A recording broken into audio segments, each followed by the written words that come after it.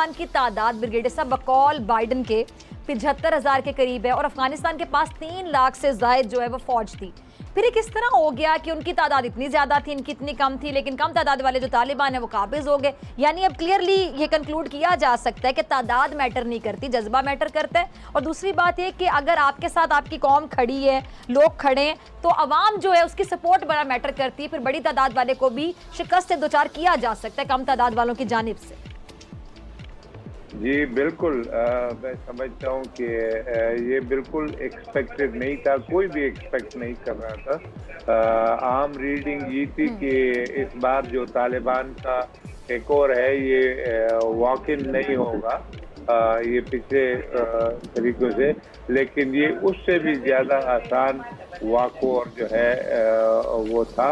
और बुनियादी तौर पे यही कि इनके पास जज्बा है, मोटिवेशन है और मेरे ख्याल में उनके पक्का यकीन है, उनके पास जो उनका ईमान का हिस्सा है हम सब का है मेरे ख्याल में। और उनके खिलाफ ये जो फौज थी इनमें वो जज्बा नहीं था, मोटिवेशन नहीं थी।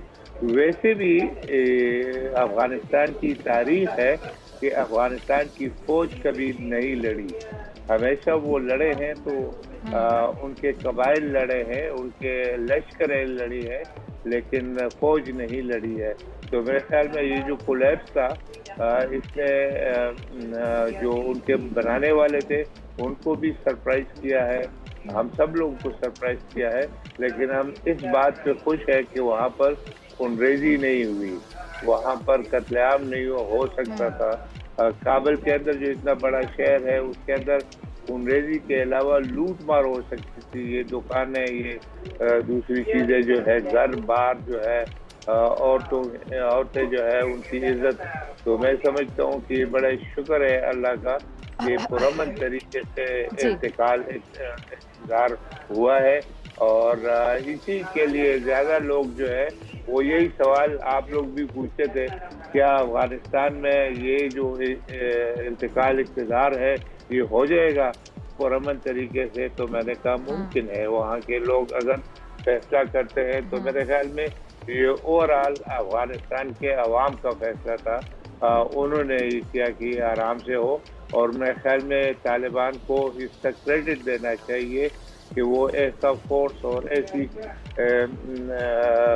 रेपुटेशन के साथ थी कि ये जी बड़े जालिम लोग हैं, लेकिन उन्होंने जिस तरीके से तमाम लोगों को अमन का पैगाम दिया, उन्होंने कहा कि यहाँ कोई गोली फायर नहीं की जाएगी। और उन्होंने ऑफर किया कि जो अफगानिस्तान की हुकूमत के जो हिस्सेदार है वो अपने ओहदों पे रह सकते हैं, उनके साथ बाद में देखा जा सकता है, ताकि लोगों का जो पब्लिक के साथ डीलिंग है वो जारी रहे और हुकूमत के चेंज होने से जो तकालीफ होती है वो ना हो। मेरे ख्याल में अभी तक ये पुरअमन है और आगे भी अल्लाह करे ये पुरअमन रहे। और मेरे ख्याल में हमें बहुत जल्दी इनके बारे में ओपिनियन देने से या गवर्नमेंट को कि वो इसको तस्लीम करे वगैरह वगैरह, ये थोड़ा सा सब्र करके हमें देख लेना चाहिए। दुनिया जो है ये खासकर मगरिबी दुनिया, उनका एक सोच है इस्लाम के बारे में, मुसलमानों के बारे में और ख़ासकर ये तालिबान के बारे में, जो अभी जिस तरीके से वो सरप्राइज हुए हैं और वो चीज़ें मानने को तैयार हैं, हो सकता है कि वो तालिबान के वजूद को भी माने, वरना और हमें ख़ासकर पाकिस्तान में भी बहुत ज़्यादा वो कुछ नहीं करना। वो तो पहले से तैयार हैं कि हम तालिबान के स्पॉन्सर हैं, हमने इनको पैदा किया। इस तरह के लोग कहने वाले बहुत है, खासकर इंडिया जो है इसके लिए तैयार है कि वो पाकिस्तान को और तालिबान को एक समझता है। तालिबान का ताल्लुक अफगानिस्तान से है और हम समझते हैं कि वो फुली कैपेबल है अपनी हुकूमत बनाने के लिए और अपना काम करने के लिए, और उनमें इस नए मकसद के लिए जज्बा है।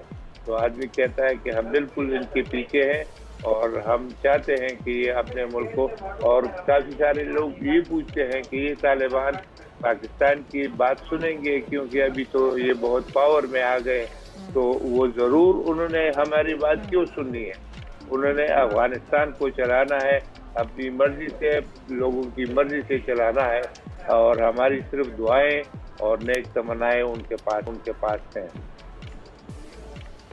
ठीक है जी। ब्रिगेडियर साहब, एक और सवाल मैं आपसे पूछना चाह रही हूँ कि पाकिस्तान की जो सूरत हाल है, अगर इसकी बात की जाए तो क्या अफगानिस्तान में तालिबान की हुकूमत आने, बल्कि मैं रुस्तम साहब से सवाल पूछती फिर आपकी तरफ आती हूँ।